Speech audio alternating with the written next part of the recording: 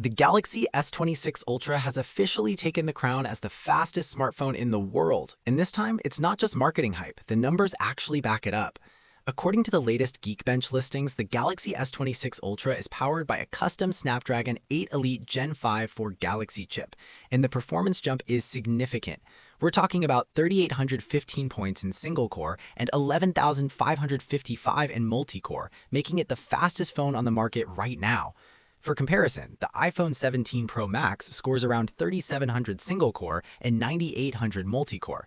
Even the OnePlus 15, which uses the same Snapdragon 8 Elite Gen 5, still falls short. So what's the difference? Samsung is using a custom version of the chip with higher CPU and GPU clock speeds. Just like last year, Samsung once again walks away with the best performing Snapdragon silicon available.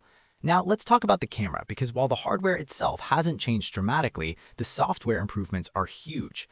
According to Ice Universe, Samsung has finally improved its camera algorithm to deliver more natural skin tones, closer to how people actually look in real life.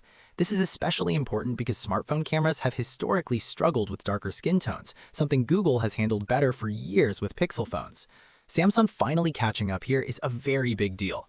There's also a new 24-megapixel shooting mode, and it produces noticeably sharper photos with better colors compared to the default 12-megapixel mode. Some people misunderstood this feature, thinking it introduced shutter lag, but that's not true. The shutter response is still instant. The extra time happens after the photo is taken, during background processing. You can keep shooting photos back-to-back without any delay.